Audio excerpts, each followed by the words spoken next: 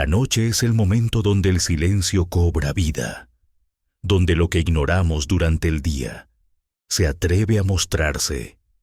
Si estás escuchando esto, es porque te atreviste a quedarte despierto. Bienvenido a esta recopilación especial. Historias de terror para escuchar en la noche. Relatos oscuros, susurros del más allá y presencias que nunca se fueron. Ponte tus audífonos, apaga las luces, pero no mires detrás de ti. Suscríbete al canal si quieres más noches como esta, porque lo que vas a escuchar quizás no te deje dormir. Esto me pasó hace unos años, cuando empecé a dar clases en una escuela rural, de esas que están metidas entre cerros. Era tranquila, humilde, pero en el primer mes llegó una niña nueva, y desde el primer día me di cuenta de que no hablaba. Nunca dijo una palabra. En vez de eso, me dejaba papelitos, post-its, cosas raras como «No me dejes sola», «No cierres la puerta», y una que me dejó helada. «Él vive entre las paredes». Al principio pensé que era parte de algún trauma, pero lo extraño es que esos papelitos también aparecían cuando ella no venía. Y luego pasó algo peor. La niña había dejado de asistir desde hacía meses. Nadie supo bien por qué, pero los post-its seguían apareciendo. Una vez incluso encontré uno pegado en el volante de mi carro. «Ya sabe tu nombre». Una tarde me quedé sola en el aula para calificar unos trabajos. Ya era tarde, apagué las luces y escuché un crujido atrás del pizarrón. Me di la vuelta y vi una figura, muy alta, muy flaca, que parecía despegarse del muro. La cabeza la tenía chueca, la piel como húmeda. Y lo peor, tenía una sonrisa tan exagerada, tan abierta, que parecía forzada, como si tuviera alambre en la boca. No sé cómo, pero apareció un nuevo papelito en mi escritorio. Decía: «Corre, maestra». Y eso hice. Salí corriendo, pero antes de irme, vi a la niña. Estaba parada al fondo del salón, y lo más aterrador es que sujetaba de la mano a aquella cosa que acababa de ver. Los dos me miraban. Los dos me sonreían. Cuentan que, en un pequeño pueblo rodeado de bosques espesos, existía una casa vieja donde vivía una joven solitaria llamada Emilia. Todas las noches, sin falta, se sentaba en su cama, frente a una gran ventana, a contemplar la luna llena. Los vecinos decían que esperaba a alguien. Otros murmuraban que hablaba sola, pero nadie se atrevía a preguntarle. Emilia no era hostil, pero tenía una tristeza tan densa como el humo que emana del incienso en una iglesia olvidada. Un día, sin aviso, Emilia desapareció. La policía no encontró rastros, solo su silueta marcada en la almohada y una nota con tinta corrida por lágrimas. «Volverá cuando la luna me llame». La casa quedó vacía. Al menos eso creían. Un mes después, cuando la luna volvió a brillar llena y redonda, un niño curioso pasó frente a la casa y la vio. Una figura sentada en la cama, mirando fijamente por la ventana. Pensando que alguien había ocupado la casa, fue a contárselo a su madre. Pero al regresar, no había nadie. Solo cortinas meciéndose con un viento que no se sentía. Desde entonces, cada luna llena, se puede ver una silueta en esa habitación. No importa si la casa está cerrada, derruida o incluso abandonada por completo. La figura siempre está ahí, sentada, esperando. Dicen que si te detienes a mirar más de lo debido, Emilia también te verá a ti. Y si te devuelve la mirada, ya no podrás mirar la luna sin sentir que algo o alguien te está esperando del otro lado de la ventana. Todo comenzó una noche como cualquier otra.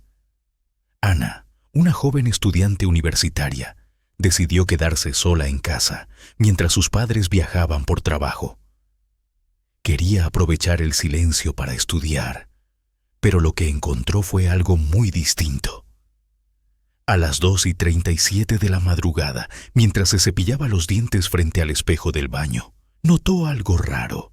Su reflejo no la seguía, Primero pensó que estaba demasiado cansada. Cerró los ojos, se enjuagó la boca y los volvió a abrir. Pero el reflejo aún no se movía. La miraba con una sonrisa torcida, con los ojos completamente blancos, vacíos, como si no hubiera alma detrás de ellos. Ana retrocedió con el corazón latiendo con fuerza, pero no apartó la mirada. El reflejo, aquello que se parecía a ella, empezó a moverse lentamente, ladeando la cabeza, abriendo una boca enorme, grotesca, llena de dientes afilados, y comenzó a reír. Una risa seca, imposible, que no venía del baño, sino de dentro del espejo. Ella quiso correr, pero el reflejo dio un golpe seco contra el vidrio, agrietándolo. Ana gritó, pero nadie la escuchó. Corrió a su cuarto, cerró la puerta y se encerró bajo las sábanas, tratando de convencerse de que fue una pesadilla. A la mañana siguiente, el espejo estaba intacto, pero había una frase escrita con algo rojo en su superficie. «Gracias por dejarme entrar». Desde entonces, Ana no ha vuelto a hablar. Sus padres la encontraron en su cama, con la mirada perdida, murmurando una sola frase sin cesar. «Mi reflejo ya no soy yo. Me llamo Mateo». La noche se cernía sobre mí como un manto oscuro mientras corría por una carretera desierta. Los árboles a los lados parecían altos y amenazantes, sus sombras moviéndose como si tuvieran vida propia. Detrás de mí, los seres demoníacos me perseguían. Sus alaridos resonaban en la quietud de la noche, vibrando en mis huesos y encendiendo una mezcla de terror y pura adrenalina en mi interior. Cada paso que daba me sentía más pesado, como si la propia gravedad quisiera retenerme, atraparme. Por más que intentaba correr, mis piernas se sentían como si estuvieran sumergidas en hormigón. La desesperación se apoderaba de mí. Podía escuchar sus respiraciones entrecortadas, acercándose cada vez más cerca. Entonces, la niebla se espesa y una forma femenina se materializó frente a mí, con un rostro pálido que se iluminaba solo con la luz de la luna. El aire se tornó helado y pude sentir su respiración agitada a escasos centímetros de mí. De repente, se lanzó sobre mí. Quise gritar, pero el miedo me tuvo en un silencio absoluto. Sabía que no se trataba de una presencia ordinaria. Era un espectro maligno, un eco de la muerte en vida. Las garras de la criatura rompieron mi carne como si fuera papel. Sentí cada rasguño, cada dolor punzante, desgarro de mi piel. Mi corazón latía de forma descontrolada y la presión en mi pecho se intensificaba. La oscuridad que me rodeaba parecía cobrar vida, retorciéndose en un torbellino de sombras y susurros que acechaban en la penumbra. Estaba atrapado en una pesadilla y sabía que estaba al borde de la muerte. Al fondo, los ronquidos y gemidos de otros demonios resonaban, un coro macabro que descendía sobre mí. No había tiempo para pensar. Corrí, empujando mi cuerpo al límite, hacia un acantilado que conocía muy bien. La cascada rugía al fondo, su fuerza atrayéndome como un canto hipnótico. Sin pensarlo 2 veces, me lancé al vacío. A medida que caía, sentí la brisa fría acariciar mi rostro y un segundo de paz me atravesó, como si me estuviera liberando de todas esas cadenas invisibles que me mantenían cautivo. El agua estaba cerca, aguardándome como un abrazo reconfortante. Sin embargo, justo antes de impactar, todo se desvaneció. Con un sobresalto caí de la cama. La habitación estaba a oscuras y el silencio era abrumador. Mi corazón seguía latiendo con fuerza, y de repente lo que parecía una pesadilla se convirtió en una realidad perturbadora. La angustia persistía en mi pecho mientras recordaba cada detalle vívido de mi sueño. Me levanté tembloroso, repasando lo que había vivido. ¿Era solo un sueño o un aviso? La línea entre el sueño y la realidad se desdibujaba, y el eco de aquellos seres demoníacos seguía resonando en mi mente. Sin embargo, lo único que sabía con certeza era que esa noche el miedo me había enseñado algo. Algunas sombras no necesitan ser físicas para cazarte, y algunas pesadillas pueden ser tan reales como la vida misma. Hubo una vampira que habitaba entre sombras y antiguos secretos. Una noche, en medio de la soledad que abrazaba su existencia, se cruzó con un mortal. Ella sentía un vacío profundo, una necesidad que cada noche la impulsaba a salir en busca de algo más. Pero esa vez, justo cuando se disponía a acercarse a su presa, una flecha invisible, la del amor, la alcanzó. Aquel rostro lleno de juventud y esa sonrisa serena y varonil despertaron en ella una emoción desconocida. Jamás, en todos sus años, había sentido algo similar. Estaba cautivada por un simple humano. Decidió conquistarlo, seducirlo. No le fue difícil. Su belleza sobrenatural era imposible de ignorar. Y el joven, sin saberlo, se rindió ante su encanto. Por primera vez, ella sintió un palpitar dentro del pecho, como si su corazón, adormecido por siglos, despertara. ¿Sería eso el amor? Lo abrazaba, lo besaba, lo sentía tan suyo, pero su deseo era tan intenso, su instinto tan poderoso, que terminó por romper el equilibrio. En su afán de tenerlo eternamente, perdió el control. Sin quererlo, lo arrebató de este mundo antes de poder ofrecerle la eternidad a su lado. Al darse cuenta de lo ocurrido, cayó en desesperación.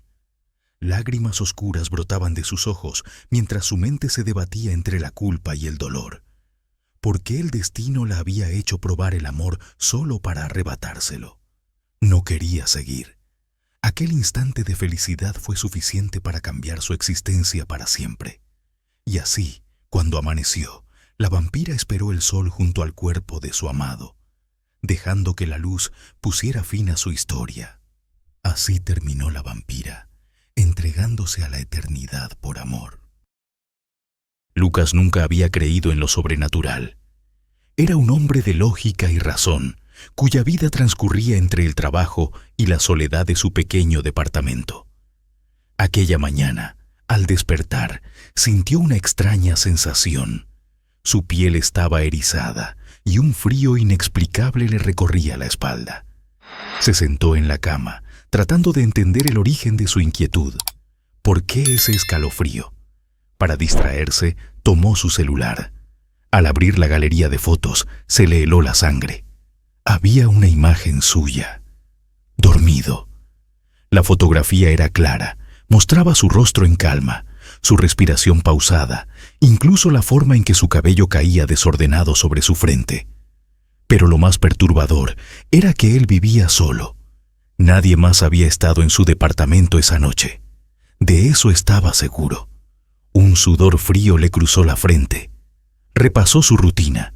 Se había acostado a las 11 como siempre, después de leer. No escuchó ningún ruido, no hubo visitas. Y sin embargo, alguien había tomado esa foto. Intentando mantener la calma, se sentó en el sofá.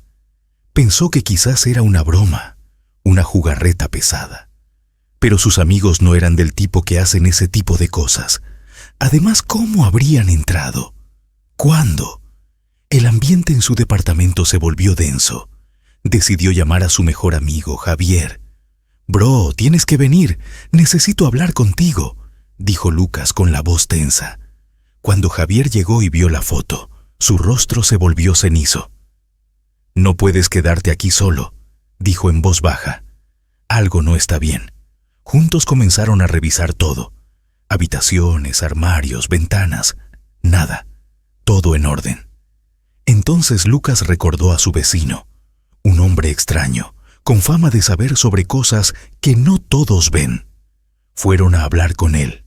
Al mencionar la foto, el vecino entrecerró los ojos. «A veces, las cámaras captan lo que el ojo humano no puede», dijo antes de cerrar la puerta. «Lo que no se ve, a menudo se siente». Esa noche, incapaz de dormir, Lucas volvió a mirar la foto. Había una sombra en el fondo. Su mente comenzaba a llenarse de dudas, de recuerdos enterrados, de decisiones de su pasado que nunca quiso enfrentar. Volvió a abrir la galería, y ahí estaba, otra imagen. esta vez con un rostro claramente visible detrás de él. Un rostro conocido. Era Mariana, la chica con la que compartió un amor juvenil, la misma que desapareció años atrás, en circunstancias oscuras, la misma que, en lo más profundo de su conciencia, él sabía que había herido, de una forma que nunca debió ocurrir. El miedo se transformó en un nudo en el pecho. ¿Era ella? ¿Había regresado? ¿Era esto una advertencia, una señal de que el pasado siempre encuentra la forma de volver? El frío volvió. La galería de su celular ya no era solo un álbum de recuerdos, se había convertido en un umbral, una galería del miedo, donde Mariana susurraba desde la otra orilla, buscando justicia. «Sabemos lo que hiciste, Lucas», susurraban voces invisibles, filtrándose desde la pantalla. Me llamo Ramiro. Trabajo de velador en una empacadora que está al norte de Puebla, por la zona de los Cañaverales. Está metida entre cerros y por las noches no se escucha nada más que los grillos y a veces coyotes. Ya tengo rato en eso. Uno se acostumbra a estar solo, a los ruidos raros y hasta a los sustos que uno mismo se mete. Pero lo de esa noche, no me lo metí yo. Serían como las 2 de la mañana. Me subí al techo del almacén a fumarme un cigarro y ver el cielo un rato. Estaba despejado, todo en calma. Y de pronto vi una luz. Venía bajando del cerro. Primero pensé que era un dron o alguna fogata allá arriba, pero no. Era una bola de fuego flotando. Y lo raro es que venía hacia mí. Me agaché por instinto, me quedé quieto. Pero no se detuvo. Pasó por encima del techo lento, como si estuviera buscando algo. Y no venía sola. Detrás de esa aparecieron otras 3. Iban bajito, casi a ras de los cañaverales. Y ahí fue cuando empecé a escuchar algo más. Risas, risas de mujer, de esas largas como burlonas. Corrí al cuarto de vigilancia, cerré todo. Pero no pasó ni un minuto cuando esa misma luz roja empezó a dar vueltas alrededor del edificio. Las cámaras se apagaron y el generador también. Se quedó todo en silencio. Hasta que escuché una voz, ahí pegadito a la puerta. «¿Dónde está el niño?» Dijo que aquí lo escondieron. Ahí fue cuando se me bajó todo. En la empacadora no había ningún niño. Yo estaba solo. Pero me acordé de algo que me habían dicho cuando recién entré. Que por ese cerro, hace muchos años, vivían 3 hermanas que hacían trabajos. Y que cuando los del pueblo las fueron a correr, ellas nomás dijeron que iban a volver cuando fuera el tiempo. Me asomé por una rendija, y ahí estaba otra vez. Una de esas bolas de fuego, flotando, pegadita a la ventana. Y por dentro, del lado de la puerta, se oía algo como si rascaran, como uñas. Y entonces lo escuché clarito. Ya lo sentimos, aquí está, y esta vez no se nos va. No supe qué hacer. Me quedé congelado, y justo cuando pensé que iban a entrar, se escuchó un llanto. De bebé, allá dentro en el almacén, pero yo estoy solo, completamente solo. Y lo peor es que todavía no amanece. Cuando Lucía tenía 6 años, su papá falleció en un trágico accidente de auto mientras iba a recogerle un regalo por el Día del Padre.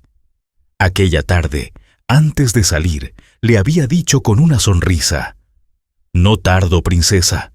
Prometo que siempre estaré contigo, pase lo que pase». Después de su muerte, Lucía dejó de celebrar ese día. Era demasiado doloroso. 10 años después, la tristeza seguía ahí, pero ese Día del Padre en particular se sentía distinto. Lucía, ya adolescente, se despertó al amanecer al escuchar un ruido suave, como si alguien arrastrara los pies por el pasillo. Pensó que era su madre, pero la casa estaba en completo silencio. Se volvió a dormir, hasta que la pantalla de su celular se encendió sola. Un mensaje nuevo. «Ya casi llego, princesa. Prometí volver». Era el número de su papá. Uno que estaba guardado, pero que no había sonado en una década. Pensó que era una broma cruel. Intentó ignorarlo, hasta que vio la hora exacta en la que él había muerto años atrás, 6:18 de la tarde. Ese mismo día, a esa hora, todos los relojes de la casa se detuvieron, todas las luces parpadearon, y en la sala, el viejo sillón donde su padre solía sentarse comenzó a moverse, como si alguien invisible se hubiese acomodado en él. Lucía bajó temblando, y allí, en el centro de la sala, encontró un pequeño paquete con su nombre. Era una caja de música, la misma que su padre había querido comprarle aquel día. Y al abrirla, sonó su melodía favorita, esa que él le tarareaba para dormir. Junto al paquete, una nota escrita con su letra. Feliz Día del Padre, para ti que siempre fuiste mi mayor orgullo. No estoy lejos, solo un susurro detrás de la puerta. Lucía giró lentamente, y la puerta del pasillo comenzó a abrirse sola. Siempre me he considerado una persona lógica. Trabajo como técnico en telecomunicaciones y estoy acostumbrado a resolver problemas con herramientas, cables y señal. Pero lo que viví hace 6 años, en un caserío escondido en la sierra de Ayacucho, eso no tiene explicación racional. Todo comenzó con una llamada de urgencia. Una empresa para la que trabajaba de vez en cuando me pidió revisar una torre de señal que había dejado de funcionar. El detalle es que estaba ubicada cerca de un pueblo olvidado llamado Uchuracay, a varias horas de caminata desde la última carretera. Acepté. El pago era bueno, el trabajo parecía simple, el camino era difícil y el clima impredecible. Lloviznaba cuando llegué. El lugar parecía detenido en el tiempo, casas de adobe, la mayoría abandonadas o en ruinas, ni un solo niño, ni un ladrido, solo una anciana, de pie junto a una puerta entreabierta, mirándome con ojos apagados, como si ya supiera lo que iba a pasar. Le pregunté por alojamiento. Sin mirarme murmuró: «Hay cama al fondo, pero no se quede después de la medianoche. Aquí las voces se despiertan». Pensé que era superstición local, pero esa noche, esa maldita noche, dormí en una casona antigua, grande, con un solo foco colgando del techo que chispeaba de vez en cuando. El aire era denso, como si algo invisible presionara mi pecho. Me acosté temprano. Puse la alarma a las 5 de la mañana para salir con la primera luz. A las 2:12 de la mañana me despertaron unos murmullos. Al principio pensé que soñaba, pero cuando abrí los ojos los escuché claramente. Voces, susurros. No hablaban español, ni quechua. Era un murmullo entrecortado, gutural, como si viniera de muy lejos o de muy adentro. Me levanté y tomé mi celular. Usé la linterna y caminé hacia el pasillo. Y fue entonces cuando lo vi. Una figura, encorvada, frente a una pared agrietada. Era humanoide, pero no del todo.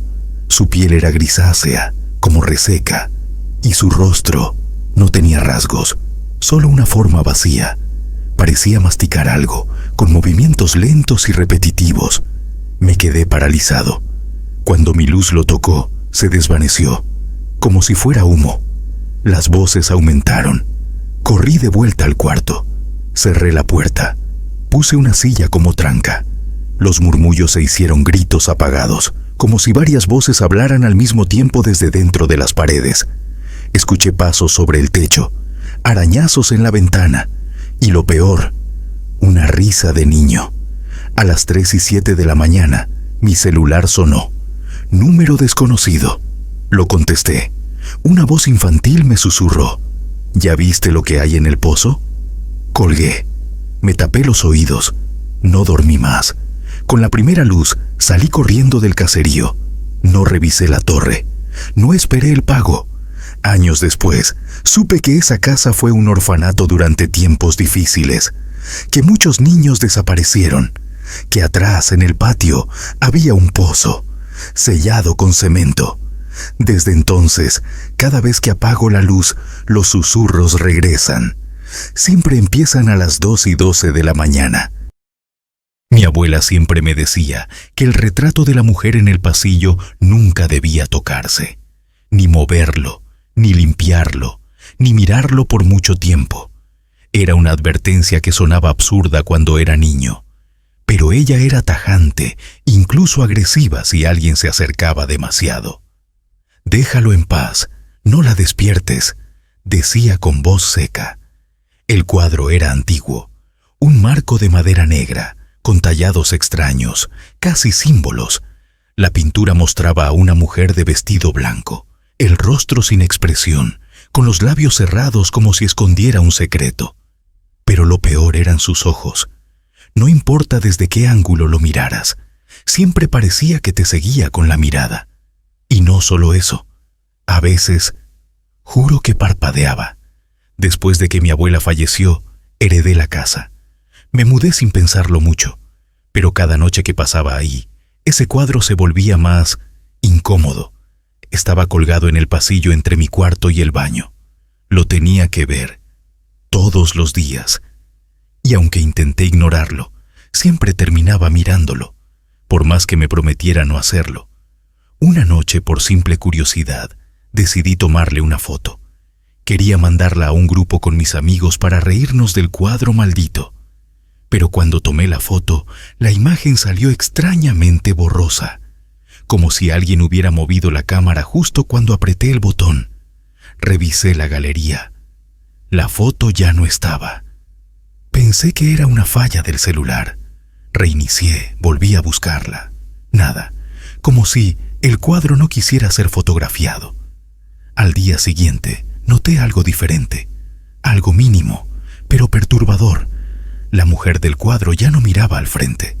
Ahora su rostro estaba ligeramente girado y sus ojos apuntaban hacia la puerta de mi cuarto. Pensé que era mi imaginación. Tal vez siempre había sido así. Tal vez el ángulo era diferente. Pero esa noche, algo me hizo quedarme despierto más de lo usual. Un presentimiento, una opresión en el pecho. Y a las 3:30. Cuentan los viejos del pueblo que, si caminas solo por el sendero del bosque después de la medianoche, podrías encontrarte con la mujer del farol. Siempre aparece bajo una lámpara encendida, justo antes de que desaparezcas sin dejar rastro. Todo comenzó con un hombre llamado Julián, un abogado escéptico que, tras escuchar la historia en una reunión con amigos, se burló diciendo: «Es solo un cuento para asustar borrachos». Y como desafío, decidió caminar por el sendero a las 12:30 de la noche, grabadora en mano, dispuesto a desmentir la leyenda. La noche era espesa y silenciosa. El viento apenas susurraba entre los árboles. Julián caminó bajo las tenues luces, riendo para sí mismo, hasta que la risa se congeló en su garganta. Justo frente a él, bajo la luz de un farol oxidado, estaba ella. Una mujer de piel pálida, vestida de blanco, con el cabello negro cayéndole hasta la cintura. Sus ojos, 2 abismos rojos que brillaban con una maldad silenciosa. No caminaba, flotaba. Julián no pudo moverse. Sentía el peso de su mirada clavándosele en el alma. Entonces ella susurró algo. Apenas un murmullo. «Devuélveme lo que me quitaste». Él no entendía. No había quitado nada. Pero antes de que pudiera reaccionar, la figura se desvaneció y reapareció detrás de él. El resto es un misterio. Solo encontraron la grabadora a la mañana siguiente, tirada en el camino, aún encendida.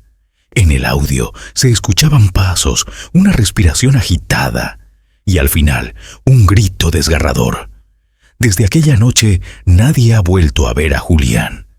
Pero a veces, cuando el reloj marca la medianoche y el viento se detiene, el farol del sendero se enciende solo, y bajo su luz puede verse una figura blanca, esperando.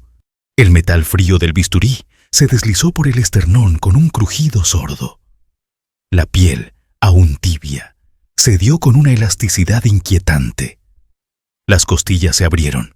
Un arco blanquecino, revelando la cavidad torácica. Y ella, con los ojos vidriosos fijos en el techo de la morgue, me repitió una y otra vez que no estaba muerta. «No estoy muerta, doctor. Por favor, no lo haga. Aún no», susurró su voz, un aliento fantasmal que helaba el aire viciado. Yo, el doctor. Elías Ramos, forense con 20 años de bisturí y olor a formol, sentí una punzada helada en la nuca. Esto de ser forense ya era difícil. Demasiadas noches entre la desolación de los cuerpos, la frialdad de la ciencia y el peso de las vidas truncadas. Pero se volvía insoportable. Insoportable cuando los muertos no dejaban de hablar. Era la tercera vez este mes. La paciente, una joven que había llegado con un diagnóstico de paro cardíaco. Sin pulso, sin respiración, sin actividad cerebral. Todos los signos vitales nulos.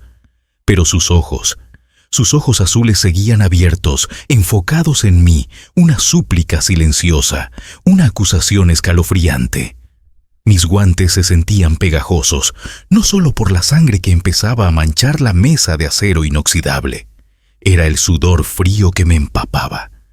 Mi mano temblorosa se acercó. «Doctor, por favor».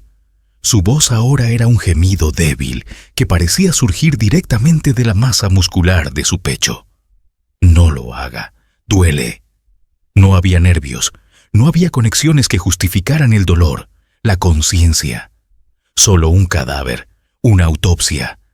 Pero el murmullo, el gemido, eran tan reales que mi mente, mi lógica, se resquebrajaban. Con un movimiento preciso, corté los vasos sanguíneos, sintiendo una resistencia que no era solo del tejido. Era como si una fuerza invisible se aferrara. Mis ojos se desviaron de los suyos, incapaces de soportar su mirada. Cerré la boca. Luego, con un último y grotesco tirón, saqué su corazón. Era grande, hinchado, aún palpitando débilmente en mis guantes enguantados. Un pulso moribundo, pero un pulso al fin. Lo dejé en la mesa, un órgano rojo y húmedo, latiendo una última vez sobre el acero pulido. Y entonces, el grito. No fue un gemido, fue un grito desgarrador, un lamento ahogado que surgió de la garganta abierta del cadáver, resonando en la sala. El cuerpo se retorció en la camilla. Sus miembros se tensaron. Los ojos se abrieron desmesuradamente, vacíos, pero llenos de un horror indescriptible.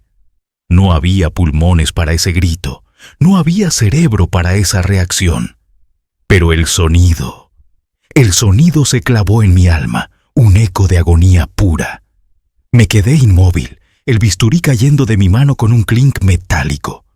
El corazón, sobre la mesa, dejó de latir. El grito cesó. La sala se sumió en un silencio abrumador, roto solo por el zumbido de los extractores de aire. El cuerpo yacía quieto. Los ojos azules, aún abiertos, ya no me miraban. Miraban al vacío. Desde ese día, las noches en la morgue son un infierno personal. Cada vez que el cuerpo de un fallecido llega a mi mesa, miro sus ojos, buscando el brillo de la conciencia, el atisbo de una súplica. Escucho el silencio, esperando el susurro, el gemido, la advertencia, porque ella me lo repitió una y otra vez. Y yo, sin escuchar, saqué su corazón y lo dejé en la mesa.